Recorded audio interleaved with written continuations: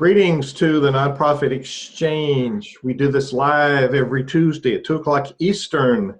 And today, Russ is with me as always. Russ, how are you today? Greetings. Happy Tuesday, everyone. Russ is in Denver. I'm in Virginia. And Russ, I'm getting ready to move into a new home. And it's one of my most favorite things moving is. It's right below setting myself on fire or teaching middle school. It's in close competition, but I'm moving this week, so my life is full of excitement.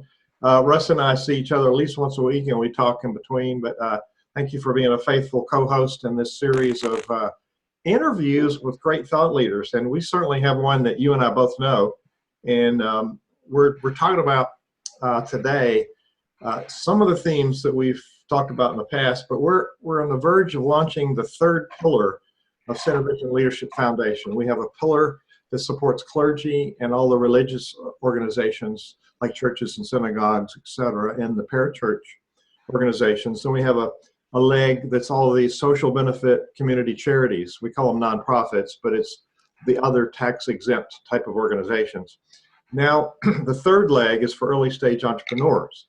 And there's a lot of struggle with early stage nonprofits and businesses in around the topic of getting your grounding and getting your funding. So today's guest is a dear friend of ours, Danna Olivo. Danna, welcome. Hi, Hugh. Hi, Russell. Hi, David. Our next week's guest is watching us, so we have to behave. And our next guest coming on the next podcast has got his own amazing story.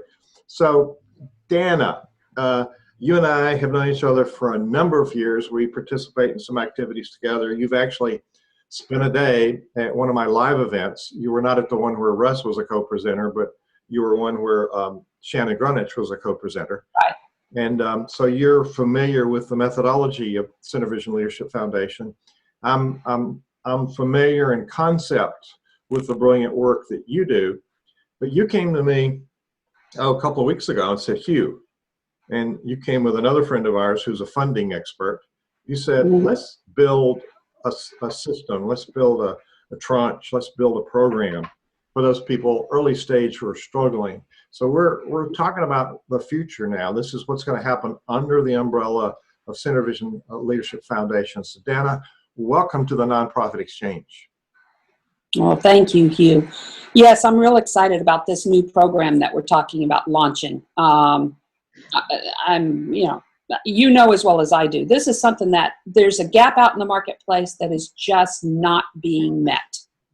And we really need to touch on that and help them. We make it so easy for entrepreneurs to start a business here in the U.S., but we don't make it easy for them to grow a business here in the United States. Yeah, and they can start a business, but they lack well, we can teach them how to build a car, but they need to put gas in it so it runs. That's in my world of funding.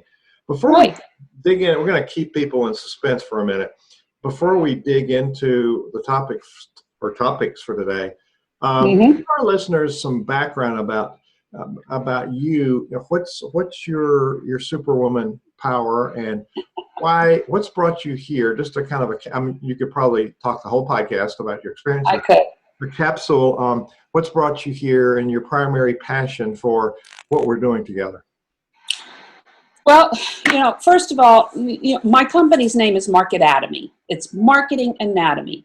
And I had so many clients that were coming to me that were new entrepreneurs, and they had a good product or service they had started their business on, but what happened was they got into business and there were no customers coming through the door. And they couldn't figure out how to bring those customers through the door. And in an effort to teach them the infrastructure that needed to be in place around that product or service is where MarketAtomy was born. And the way I do that is by explaining to them graphically through the human body that the heart of your business is your why. Why are your customers going to come to you? Why are your patrons going to visit you over the competition? And the brain is your how. That's your structures, that's your systems, the methodologies, everything that run the business. But in the human body, can the heart operate without the brain and vice versa? No. You need both the heart and the brain in order to grow your business and bring those customers through the door by pushing your message out through the veins of the body to your market, which is the human body. So it's a real simple concept. And my vision for MarketAtomy is to teach this to every single entrepreneur out there wanting to start their business and ultimately make a dent in the number of failed businesses out there in the world. And I want to highlight what you're saying and move it into the nonprofit sector. We teach nonprofits, and we're using the word because people understand it. We teach tax-exempt charities how to install business principles in their organization because it's a tax-exempt business. We have more rules from IRS to how we manage the money. But basically, we've got to create profit to fund the work that we're doing. Right. We need to attract those customers or stakeholders, they're donors, they're volunteers. And so in my mind, there's not a whole lot of difference in how we attract those. How about you? No, there isn't. You know, for the most part, you know, you hear about nonprofits and they're always trying to raise funds and they're going to the for-profit corporations to help them through donations and things like that. But what about the for-profit side? Is there a way, or there is a way, whereas they can rely on nonprofits that are going to help them build credibility in their company, reach out and expand their market. So there is a synergy there between the nonprofits and the for-profits by partnering. And that's what, you know, we call cause marketing. Mm-hmm. Yeah, absolutely. So, I'm going to use the word business and charity because it's simpler for my brain to not have so many P words in there. Business and charity works good with me. So I want to cut through the chatter and get down to the brass tacks. So you've done a brilliant thing, like we've done a brilliant thing. We put synergy and vision together and got Synervision. It's the synergy of the common vision. Right. We put MarketAtomy together, and that strengthens and comes up with a new concept. Plus, you can go get a URL nobody has. That's true. Got it, done it. So I want to set the context for what we're going to talk about later. I want to delve into some of your expertise. People tell us they learn important things that they can utilize day to day in their charities. So our primary listening audience are those people who are executive directors or clergy, and they're trying to make their way through all of the stuff they don't understand. So we want them to understand some business principles. And people tell us that there's some very useful information. And we have tens of thousands of people that view these videos and listen to the podcast. So knowing you'll give us some nuggets through the interview. We're launching a program underneath Synervision Leadership Foundation for early stage entrepreneurs and whether they're running a business or a charity to get that strategy and to have access to the early stage funding, which is this trap for a lot of people. They get stuck right there. So we'll talk about that later on in the interview. But so as we start this, I have Synervision International, which is a business. I work with business leaders. I have Synervision Leadership Foundation, which is a 501c3 charity. There has to be a clear line as far as how the cash flows from one to the other. There's very strict rules with the, there's tax rules for everybody, but there's more strict rules with the charity. Right. And Russ knows about this. He's had years with IRS. And so we attempt to stay out of prison and not get in trouble and pay penalties because we try to follow those rules, but they're there for a really good reason. And we can attract funding that's philanthropic funding, but there's eight streams of revenue there. So there's a lot of ways we can attract funding. So you work with people in a business and a charity, and sometimes you have people that have both, like me. So you started talking a little bit about the two of those working together. What else would you like to share about how somebody could have an entity? They're totally separate entities, totally different checking accounts, totally different leadership. You have to have a board with your charity. And because you founded it doesn't mean you get to say anything. You have to have real clear principles because the board is in charge of governance and the funding piece, the disbursement, Right. financial accountability. So if people have both, you advocate that people do have both, and if so, how do they manage that? Well, first of all, yes, whether you're a business or a charity, I think you should have a board of directors. Either on the business side, it could be an advisory board, depending on where you're going. But yes, you need somebody that's holding you accountable to what your culture is, what your vision is, what your mission is. And it's the same thing on the nonprofit, on the charity side. So whether you have two, if you've got a nonprofit and a for-profit, or a business and a charity side, I would say it would be beneficial to have two different boards because there's two different mindsets going there.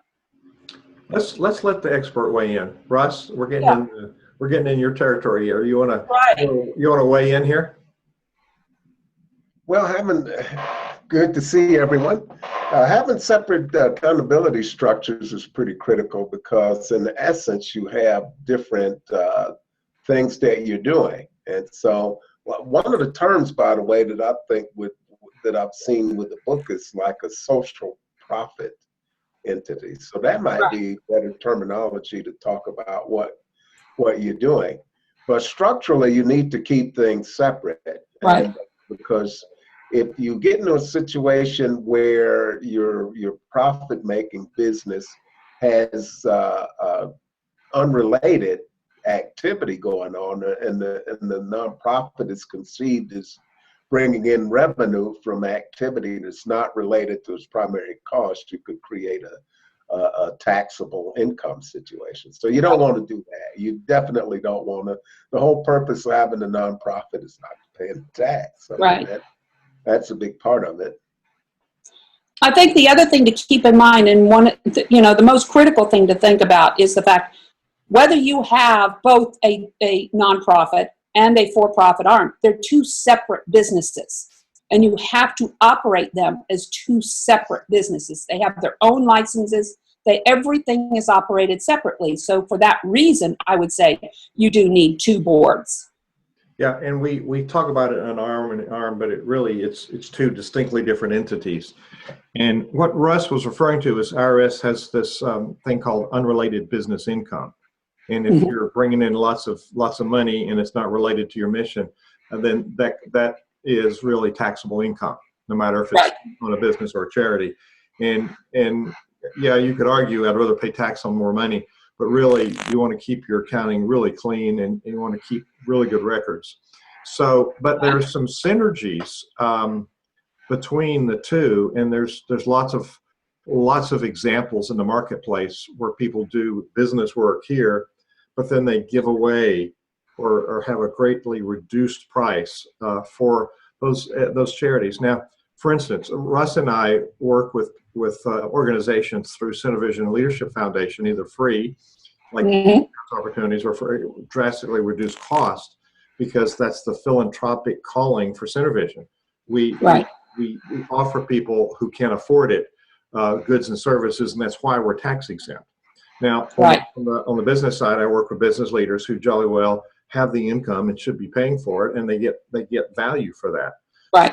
So let's talk about some of your background. What would you say are some of the areas of expertise? Now, you've used the word strategist, you've used the word business plan.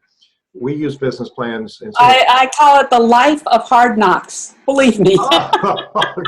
Everything I know, I've got my degrees, I've got this, I've got that, but I'm sorry. It's life experience that has taught me a great deal of what I know. Yeah, and it comes out in the way that I talk, the way I teach. I don't teach at a level of a professor or anything like that. I'm right there at the level of the entrepreneur, and I think that's what benefits me.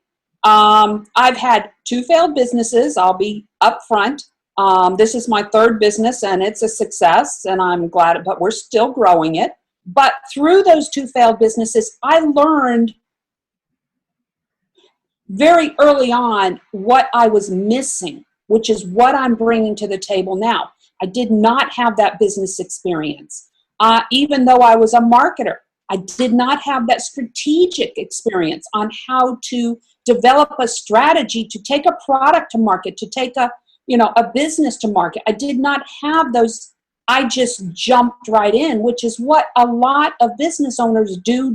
They have a good product or service, they jump into business, and before they know it, they've robbed themselves of their 401k, they've mortgaged their homes to the hilt, they've exhausted their savings, and now they're continuously putting money into a sinking ship, so to say, only because they don't have that knowledge base. They don't have the skills. They don't, short of going back to school, which is what I did for 4 years and got my degrees, short of going back to school, they really have no other options. They have, lynda.com. They have Udemy. You have other e-learning academies out there, but if you don't know where to start, if you don't know what questions to be asking, they're not going to help you. So I am introducing the MarketAtomy e-learning environment the end of this year, and it will have the actual structure, just like going back to school. If you want to learn about doing a market analysis, you have to know who your customer is, who your competitors are in order to do that market analysis. So they will have to go and make sure they understand that. So that's what we're trying to do. That's what we're going to do. Yes, exactly. Oh, yes, we are, Hugh. Okay. I'm so glad I have you in my corner now. You got me cornered, did you say?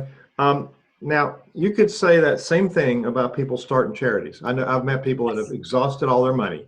I had talked to one yesterday that put a lot of money into the charity because they believe in it. I've put money into my charity. It's what I've done it. And it's going the wrong way. I'm not taking money out, and I don't take a salary from Center Vision, but it's a concept that I've rallied a lot of people around, and we're moving into phase 2 of development, which is 2018 is going to be a substantial year for the work that we're doing. Now, what you don't yet know is that the gentleman on the other end of this call, the other host, has some good programs that'll be valuable to you as well around funding. And so he's an expert in a number of areas. He does. It's more than a pretty looking guy. He's smart. No, that's great. That's great.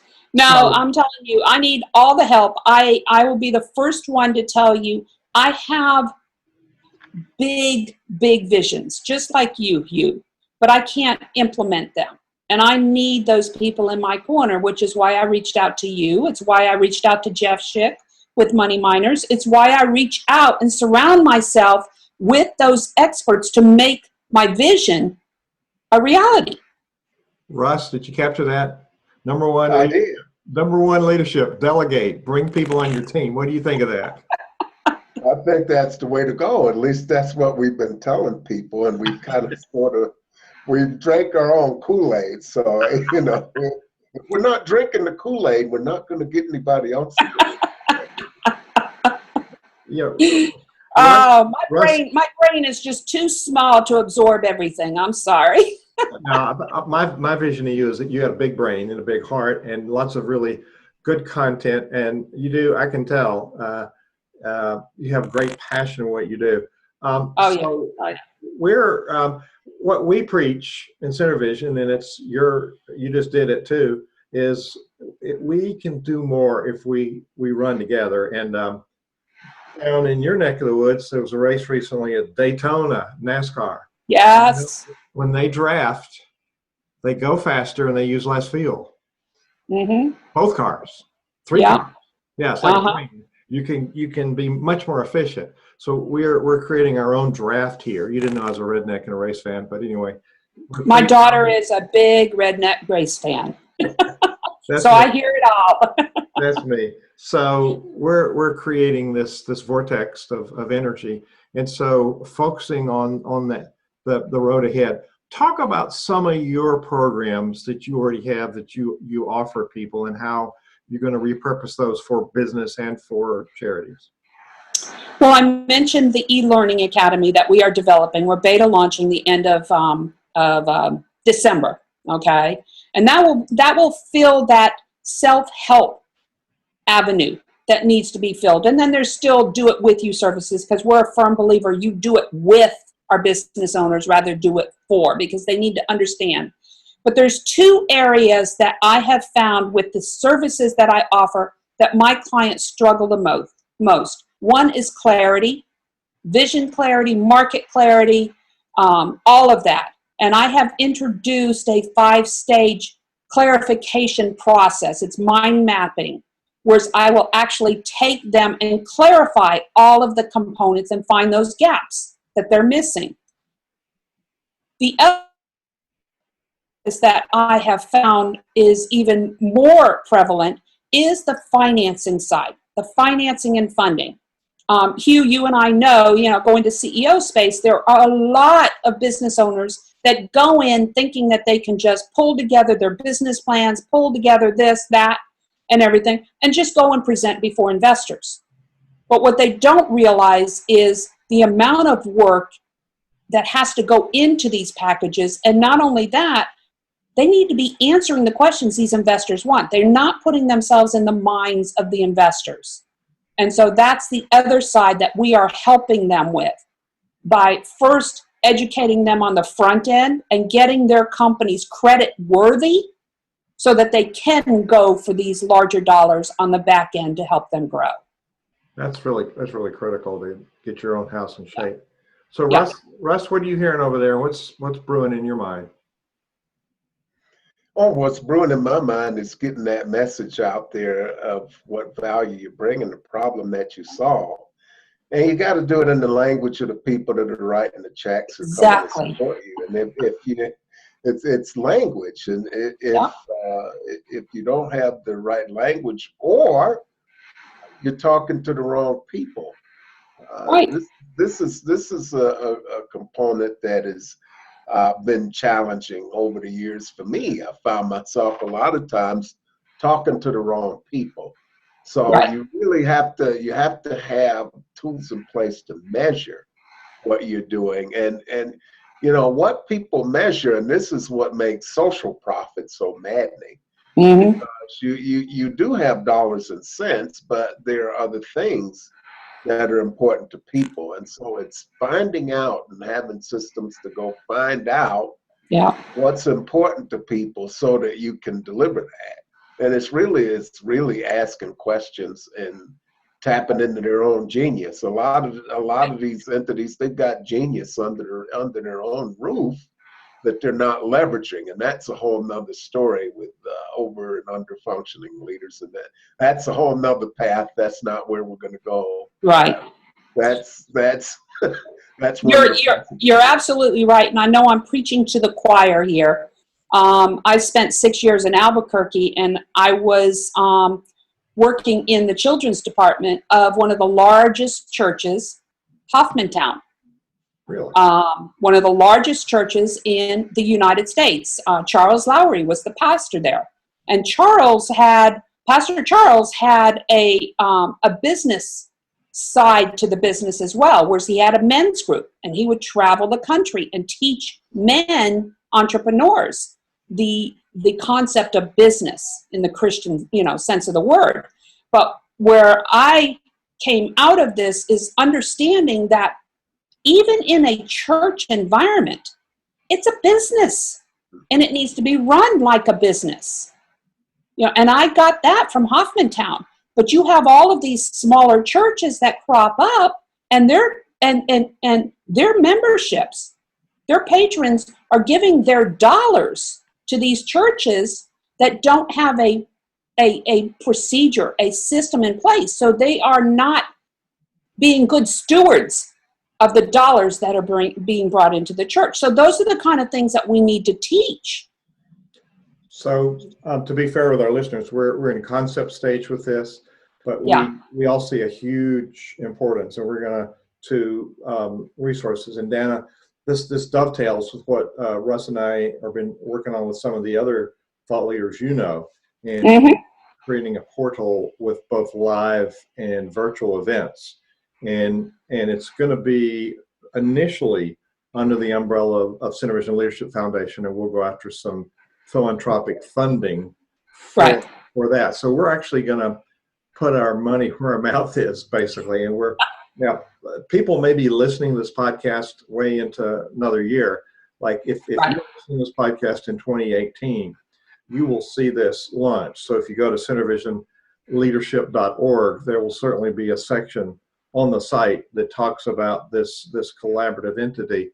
Have we've kicked around names, but let's leave that for later. We'll name it something special, but it will be a project right now. It's going to be a tax-exempt project, and to empower early stage thought leaders who really can't afford it. And Danna, in the communities where we do the work, this is part of re-employing the workforce, reactivating the military. There are 49,000 homeless vets. Right. There's a whole lot that have homes, but they're wandering around. There's people that have come out of prison and they need a leg up. There's a whole lot of small churches and charities that don't have the vision you just talked about. So part of what we're going to have to do is to narrow down who's our first target. But there is plenty of work. Even if we started you live in Orlando, or we started in Denver, or we started in Virginia, it doesn't matter. We could have plenty of work if people were willing. Let's talk about that piece a minute. I would like Russ, you to weigh in too. But Danna, when you see a charity or a small business and there's really a lot missing, what's the biggest barrier to you getting that message across? Is it their own lack of self-awareness, or what's the barrier for them not coming forward and being open to receiving this assistance that you offer? Well, I will put into context, you and I met during CEO space with a certain gentleman, okay, that I had put you in touch with, okay, and great ideas. They always have great ideas and their heart is there. But first of all, they approach it unprofessionally in the sense where they're not protecting themselves. And this was the first thing I identified with this gentleman, is he's already getting sponsorship dollars and things like that from the public and the community and things like that, but he's not protecting his organization. All right. So as those funds come in, they're not being funneled correctly. They're not being monitored correctly. So the first thing I find out is they jump in without a plan for protecting or being good stewards of the dollars that are coming into the organization. Okay. I think the other thing is they jump in because they don't have the funding and they're wearing way too many hats. And so the project never really gets off the ground because they're thinking they have to do it all themselves. And this is in business. This isn't just nonprofits and charity work. They think they have to do it all themselves to save money, but what in actuality, energy is money. Okay, and if they're spending all their energy doing a whole crap load of little things, they're not getting anything done. So they're not making money and they're not able to get what they need. So I think the first thing that I would say that it's a matter of, we've got to clarify, okay, what is that vision? And what is the strategy to reaching that end vision and what they're trying to do? And then at the same time, showing them that you have a huge responsibility as a charity, as a nonprofit. You have a huge responsibility because it's not just your money that you're using and that you have to hold accountable. So you want to make sure that you are able to report back to your donors how you've managed their money. Well, in the case of a grant, it's crucial. You won't get another grant. Yeah. You might ask for the money back if you've not demonstrated the proper fiduciary oversight, good stewardship, as you put it, which is a really good term. Right. So that's why what you bring, Hugh, on the strategy side for nonprofits is just amazing. They really need this. And there's so many people with such big hearts, but they don't know how to do this. Russ, you heard it right here. I'm amazing. Well, I've been trying to tell him that for quite a while, but blocks that with this whole spiel that we talked about before we went on the air. And I'm glad he hasn't gone to that, but we'll keep them grounded, but we can always lift them up. Well, we know, all of us behind the scenes know all about it. So yes. But in looking at and in addressing that question, there are a number of things that might prevent people from actually doing something different. Sometimes it's resource-based. Other times it's people that I've come across that are doing things. They've been in a leadership role. They look at things and they don't really, they're not comfortable getting outside of what they're used to doing and maybe looking at what they need from a person side, from a human capital type right. of. This is a big thing, because when investors or funders or donors of any type write you a check, they're betting on your team, not necessarily just on you. And so if people are unable, or they don't have the right collaborative partners, or they don't have people that are willing to collaborate, they become starved for people to actually implement. Right.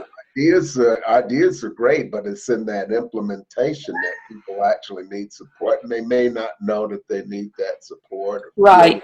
that support, or feel that there's a trusted source for that support. Exactly.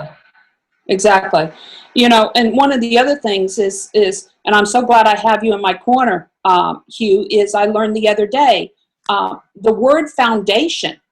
So many nonprofits will set up a foundation, but they don't realize the legal implications of having a foundation and having the money from that foundation be designated to other charities rather than just their own. Well, in our case, it's in kind, services. The money pays, $1 goes to Center Vision, it goes to other charities in the form of in-kind support, like those of us on this call. And so it's money in a different form. So yes. Right. So that was just a lesson I learned this week. Russ, the example that she used, without giving names, and it's okay if he's listening.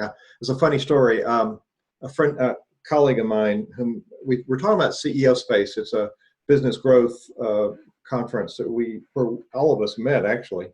A collaborative environment, yeah. Yeah, it is.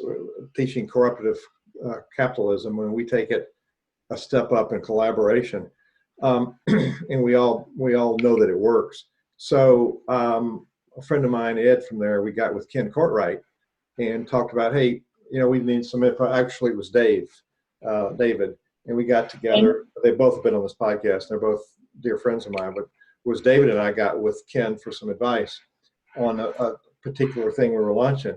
Next thing I know, without names, he's talking about us on his podcast. And he also talked about, but he used Ed's name because Ed had some sage advice, as he always does.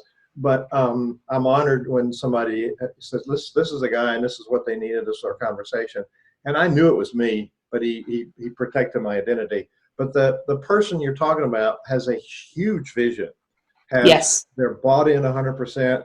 They have passion for it, and they're going for it no matter what. Now, it's a classic case of somebody getting the cart before the horse, right? Jumping in and not having the systems in place. And so, Russ, there's some dangers from the auditing side, from the tax side, of not having the records and not having a board that manages the cash flow. There's some dangers people need to look out for as we're early stage, putting good systems in place. From your standpoint, your years working with the Internal Revenue Service? Well, you definitely want to have good internal controls. How does money flow in and out? Who tracks the money? Who actually handles it? Who tracks it? And, the people that handle it and the people that track it should be different. When you're talking about large amounts of money and large purchases, and you need solid fiscal policies. to determine how purchases are made. There are a lot of opportunities for funds to walk out of the door unbeknownst to the management if you don't have some very stringent internal controls in place. Separation of duties, that's always a big one. And if you're dealing with government monies, you need to be aware of different things that you need to do to comply, especially federal monies under the Office of Management and Budget. So there are a lot of pitfalls that you can fall into. And of course, we already talked about unrelated business revenue. And so there's just endless places you could end up stepping on a landmine from a tax perspective because the code is so complicated. I think a lot with the charity, one thing that's often overlooked is whether or not you're registered to collect donations of what you're registered to collect. And are you registered in all of the places that you're actually going to receive funds? So that's one that flies under the radar frequently. So those are good words. And we think, Danna, I'm sure Russ and I have seen this. I'm sure you've seen that people think just because they have a good product on the business side or really good intentions on the other side, on the charity side, that money's going to jump their way in the bank. And it doesn't happen that way. No, I'll tell you a perfect example is I was at a conference 3 weeks ago, and we were in a mastermind session, and we were talking about the financing side. And when the question came up, two of the individuals, they were new entrepreneurs, and they said, well, I'm incorporated. I don't need to use my personal credit, because now I have, I'm protected under the veil of incorporation. And my explanation to them is that's absolutely true. You are protected, but consider it this way, okay? Your LLC or your corporation that you set up is, consider it another individual, okay? It's an individual that has absolutely no credit. So you're wanting to launch your business and be able to get bank credit and be able to get financing and things like that. Well, if you have no credit, chances are you're not going to get any financing. So that's where you need to bring in your personal financing, your personal credit to kickstart your business. And then at a later date, you can take yourself off of that and everything else is put into the corporate veil. But you do need your personal credit, which is where we run into issues. Yeah. Well, and we want to be careful with charities that they don't want to put anything in there of theirs because they can't get it back out. And so we want to create a firewall there. But you speak a really, that's a good track to lay down here. We must have personal disciplines with our leadership, with our funding, with our behaviors. If we're going to be effective leaders, we got to get our own house in order as well. Right. And that's exactly it. And that's part of what we are going to be doing with this summit. So great. So I would like to suggest this is part one of a two-part conversation, and part two will be early in 2018 that we'll do a formal announcement with the tracks and the programs. We do see a need, and so what I will create is a forum on Center Vision, an information forum and you and I will collaborate on the questions for people to come in and weigh on what their top issues are.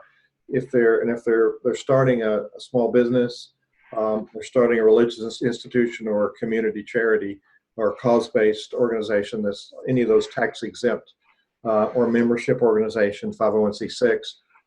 They're starting one of those entities. What do they think their biggest needs are, and then we'll have people in the conversation. So I'm visioning, and I didn't check this out with you, but I'm going to blurt it out anyway.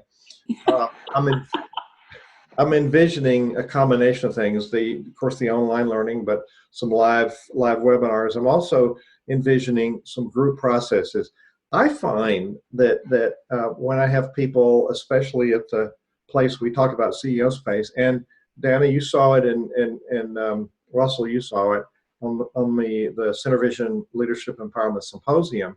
When I'm helping one person think through their issues, other people listening and everybody's learning from that example. Right. And Right. so Exactly. there's group learning that we haven't talked about, but I think you and I have had similar experiences in that area. What are your thoughts on that? I definitely agree. And masterminding is what we're talking about here. Okay. When you think about it, is definitely one of the hot topics right now. And that is one of the best ways to learn from other successful thought leaders. I know that's how I've learned. We've got some mutual friends who are very, very big thought leaders, and they're holding their own masterminds. Don Ward, for one of them. It's just, we can't help but learn from others. And Absolutely. yeah, we can't help but learn from others. Why reinvent the wheel and struggle if there's people out there that are willing to give us this help that we need? And that's exactly what CEO space is. You go there in a collaborative environment and you get the information you need. I just came off of Women's Prosperity Network, which is a nationwide organization. This is another one. It's a very collaborative, what they call cooperative. I think that's what they call it, cooperative or whatever environment. But, and that's another thing. Women, more and more women are starting businesses. And this is a very fast moving market right now. So. Well, and my wife and I took some time over the weekend and went down the road to Stanton. It's spelled like Staunton, but it's Stanton in Virginia. And it's a really well-kept downtown. They've preserved their downtown, both in character and architecture, and people are downtown. And business after business was young female entrepreneurs. Yeah. And I just rejoiced in that. And everyone was a niche, and it was creative, and it was passion behind it. We're in the women's era. It's time to leave the old white guys behind. We messed it up. So it's time for a new. Well, it's amazing how many men have come in and joined the WPN, the Women's Prosperity Network, because they like that interaction with the women. They like that camaraderie that, I grew up in the architectural engineering and construction market. And in that market, I spent 35 years. And everything was so closely held to the chest. Don't say this. Don't say that. We don't want the competition to hear this. And I just kept telling them, guys, get over it. They already know what's going on. Get over it. Don't be afraid. Just stay a step ahead of them. But women, they just have a way of cooperating and helping and lifting each other up. And if more and more people did that, we would be a lot farther along than where we are right now. Well, we can make up for lost time. I totally agree with you. Women are very collaborative. And at this point in history, we're recording this, it's time for the small business sector and the charity and church sector to set a new bar. We've got conflict in the government. We got conflict with football of all places.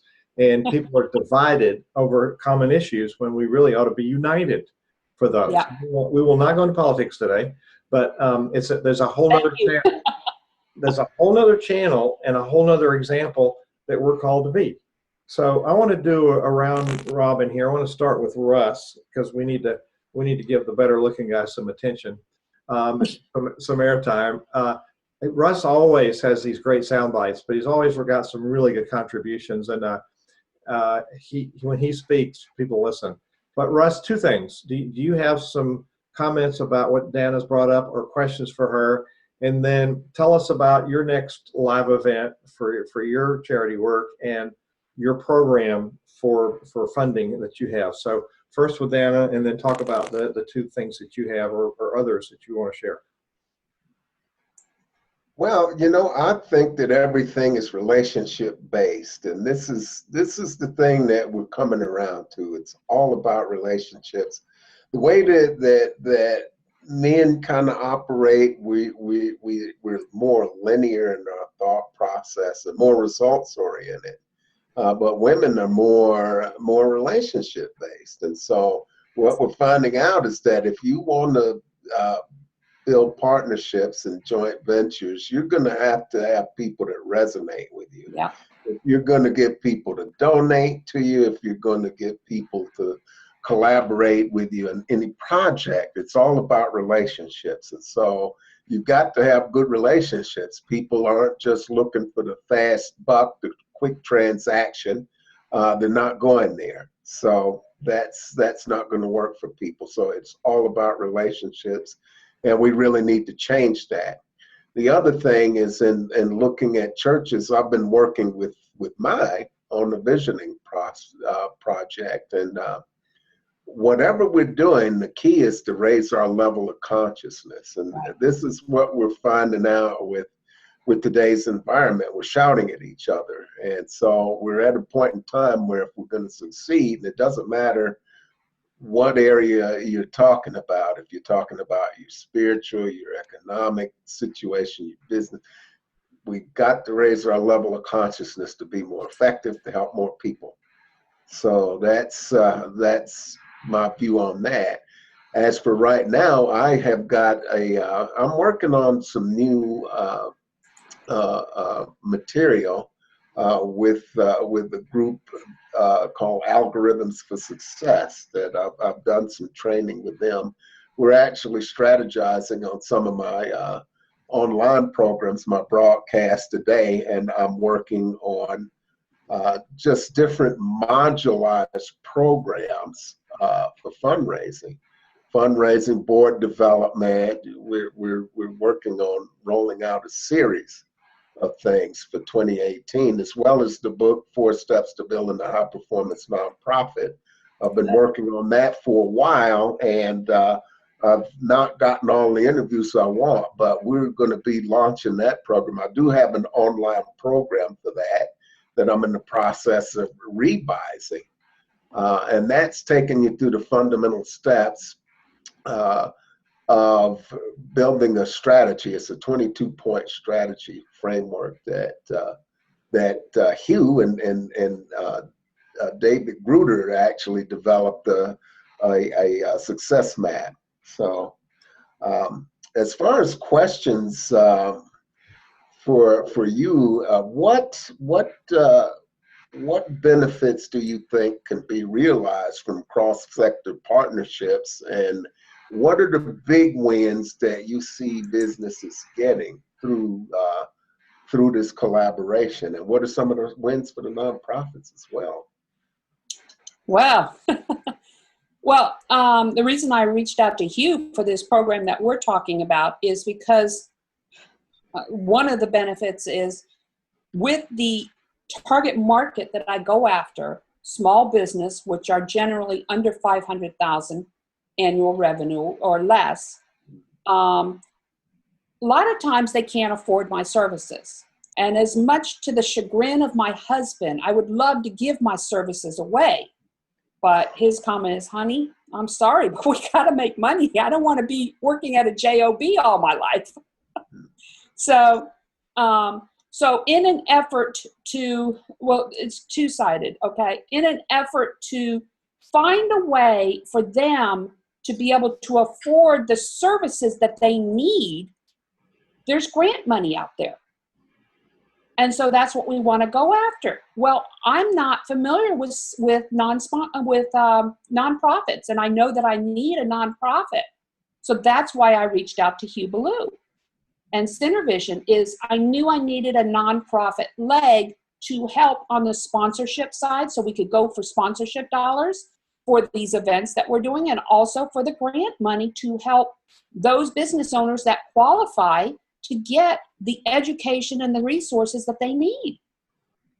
So that was the main reason that I had. That's one of the reasons where I see for-profits and nonprofits can coordinate, okay? The other thing is by businesses, through businesses partnering with nonprofits, you get that credibility factor.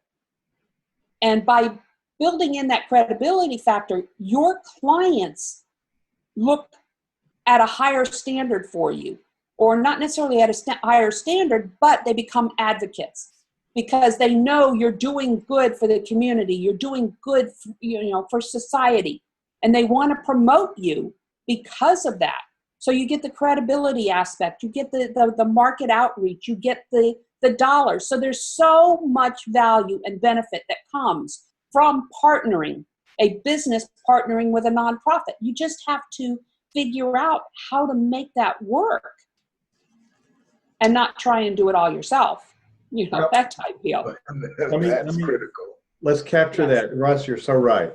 What I find over and over and over again, we help small business owners, especially solopreneurs, learn how to do things and then try to bring in team members. With the charity, it's imperative that you start with a team. Yes. And that's the biggest problem leaders have in a charity or a church. The leader wants to do it all. And really, you must engage the board for governance, for fiduciary oversight, and for support. Their arms and legs. So yes, lots of really good stuff there. We're coming to the last stretch of our time here. And Danna, we got a lot more to talk about. We need we need to do some of the heavy lifting. And right now you're waiting for me to get a document back to you. But I'm starting to get a clearer vision of what the potential is. And our problem is going to be to scale it to what we can handle to begin with. But I know the energy field here is really good. Russ, where do people go? Where's your link for the stuff you talked about, your book and your online program, your website? Where do people go to find that? Well, yes, I have for the 4 steps to building a high-performance nonprofit. You go to bit.ly/4stepshpnpo, and I'll drop that in the chat box so that people can see it. If you'd like to have a talk with me, I do discovery sessions with folks. You can go to bit.ly/bookruss to get onto my calendar, and we'll have a discovery session about whatever concerns you. And I'm in the process. I've got my people rebuilding my website. So I'll have free offerings. I've got a donor series and some board series things that people will be able to tap into once my website rebuild is done. And I'm working on some other courses and writing articles. So all of that stuff will be available to everyone out there. Well, I want to know when you sleep. Do you sleep? Oh, I sleep quite a bit, maybe more than I should. I'm finding as more time passes by, I sleep a little bit more. But the real opportunity, I think, in this is to get people talking to one another. And the thought crossed my mind, and I was thinking of asking Danna, what is the high point? What is the one single thought that needs to be conveyed to people on both sides, of whether they're for-profit or nonprofit? What would you say is the single thread that needs to run through their minds when they're debating about whether or not they should collaborate? I'm going to let her think about that a minute. That's a great question. And you took the words right out of my mouth, Russ. Thank you for that. Danna, think about that for a minute. Let me welcome the people here and do a little plug for one of our sponsors that supports this. But we have some friends. Our friend Flo from Denver is here. Jerry, Karen, Sandy, Kathy. We got a whole list of people, including our friend Jeff Schick, who you referred to, and people who have been on my podcast and this podcast. Remy, we need your website. So Remy, which website? Mine or we're going to give all of them. So there's just a whole lot of people, Tim and Daniel and Harry and Melissa and Brandon, who was on my podcast coming up. Thank you folks for being here. And so Remy, give us which website you want. We'll try to put them both. Okay, they're saying both. So we do this live every week at 2:00. And our sponsor today is WordSprint.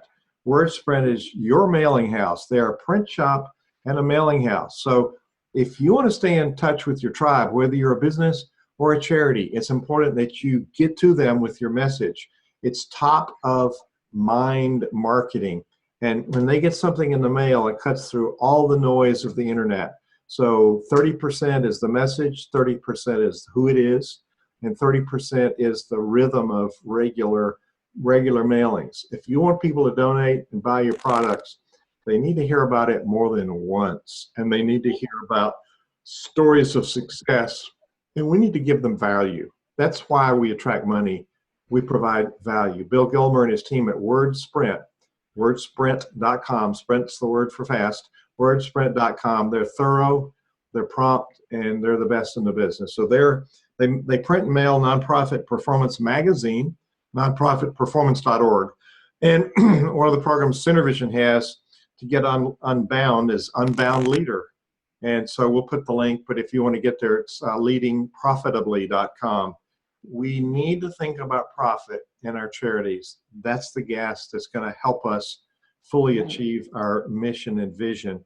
So, Danna, where's the website for get Russell's link posted? Yes, Russell is putting the link up for him, and we will have, I will put thenonprofitexchange.org is the place you can view this video a few hours after we stop here. I will put the links for Russ's websites, for Danna's website. It's already there, and then you'll already be on the CenterVision website when you go to nonprofitexchange.org. That will take you to CenterVision for this Tuesday program. Danna, we're going to let you close us out with Russ's question that you've been pondering on.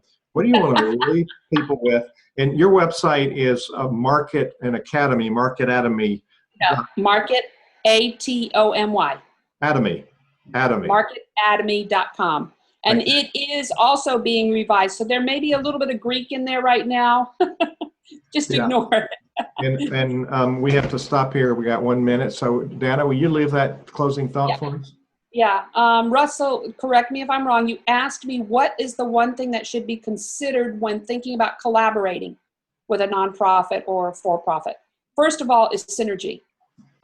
Making sure that, first you need to be clear in your messaging. You need to be clear in what you want so that you can communicate it clearly, and then also synergy.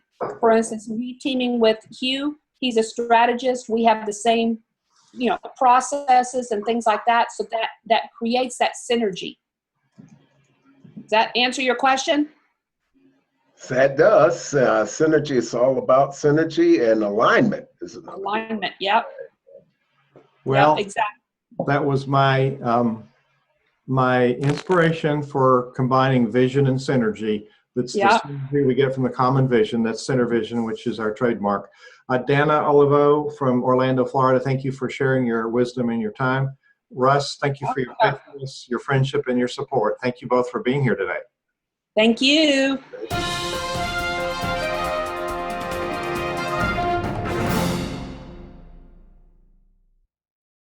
This podcast is a part of the C-Suite Radio Network. For more top business podcasts, visit c-suiteradio.com.